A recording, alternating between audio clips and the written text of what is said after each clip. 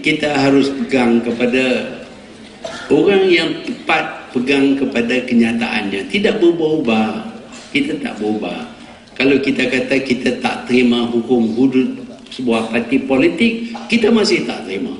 Hukum hudud Allah kita terima. Dan dalam hukum hudud Allah yang ditekankan dalam Al-Quran berkali-kali, saya bilang 43 kali, dan banyak lagi ayat berkenaan dengan jangan kita zalim. Dalam Quran disebut apabila kamu hukum, hukumlah dengan adil. Ini kehendak agama Islam. Apabila hukuman itu tidak adil, maka dia tidak Islam. Apabila hukuman itu disebabkan oleh kepentingan politik duniawi, itu bukan Islam. Sebab itu kita tolak hukuman mereka. Kita pegang kepada hukum Allah. Hukumlah dengan adil. Kata dia orang Islam saja akan kena hukum hudud. Orang bukan Islam tak kena hukum hudud. Kerana takut orang Islam marah, tak undi mereka. Jadi orang Islam tak kena hukum hudud. Jadi dua orang berpakat. Ni orang pakatan, dia pakat lah kan.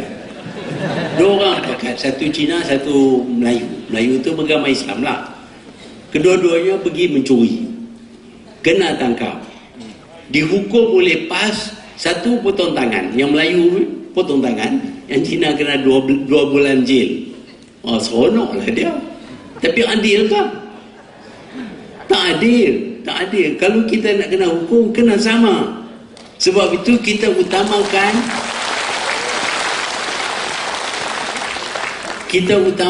keadilan. Kerana ini 43 ayat menyebutkan apabila kamu hukum, hukumlah dengan adil. Berkenaan dengan potong tangan ini satu ayat saja.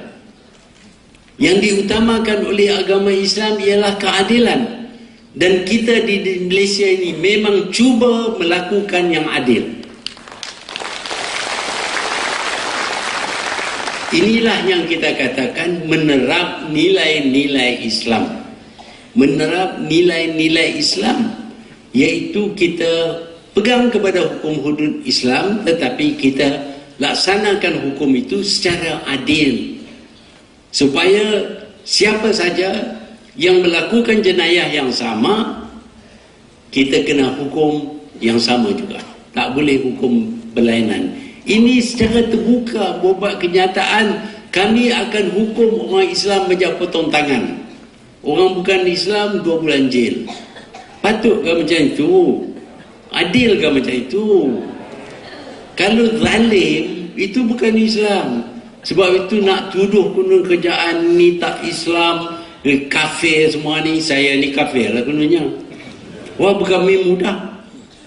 Nak hukum kafir tu pun kita kena hukum dengan adil. Dalam Islam bukan boleh dengan sewenang-wenangnya kata, 3 million orang UMNO ni semua kafir. Wah, bukan main lagi. Dia tanya saya bila? Adakah dia ada penyelidikan tentang apa yang saya lakukan? Saya tak semayang lah, saya tak potong lah, semua macam-macam. Apa saya gelap? Bukan dengan mudah kata, orang UMNO ni semua kafir. Bolehlah kita buat macam itu? Tak adil. Tak adil, tak Islam. Sebab itu kita dalam kerjaan pada masa saya ingat pada masa sekarang ni pun, kita pegang kepada keadilan dalam Islam. Bukan Islam secara buta tuli nak potong kepala orang, nak gecam orang apa semua, tak. Sebelum kita buat apa-apa, kita mesti lakukannya mengikut kehendak agama Islam. Dalam melaksanakan hukum, kita mesti pegang kepada keadilan. Bukan hukum saja penting. Saksi pun bukan selalu nak dapat 4 orang saksi yang tak ada dosa besar. Kalau nak tahu cari 4 orang saksi yang tak ada dosa besar, payahlah sikit. banyak daripada kita ni ada juga dosa ni, banyak yang tak boleh jadi saksi. Lagipun kalau kita 4 orang dua tengok, satu wanita kena rogol, pati je.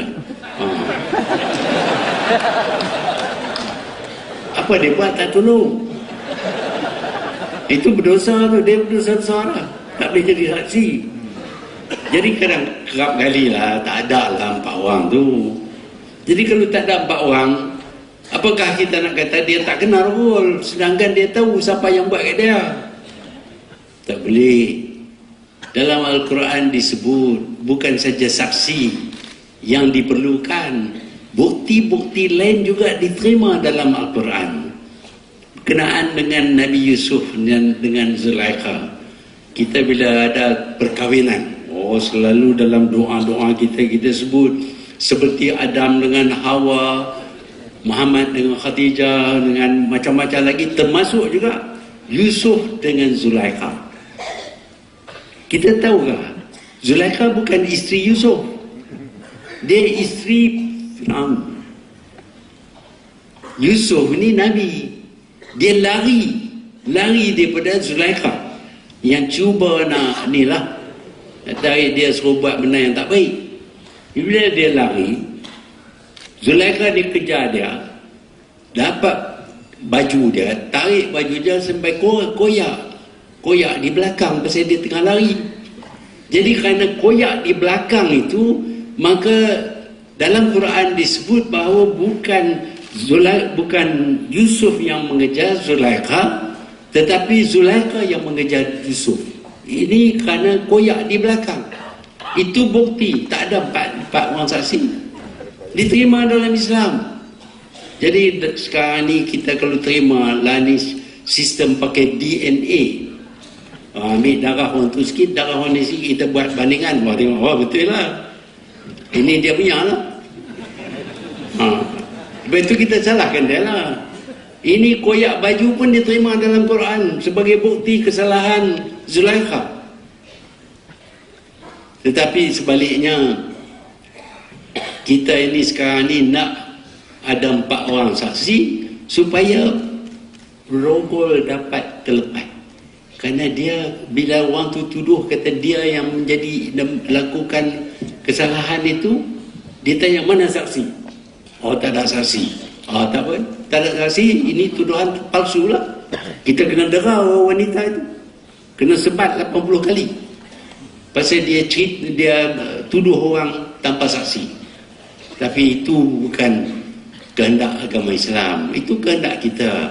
Kita nak dera orang wanita aja. Yang lelaki ni, yang ni terlepas.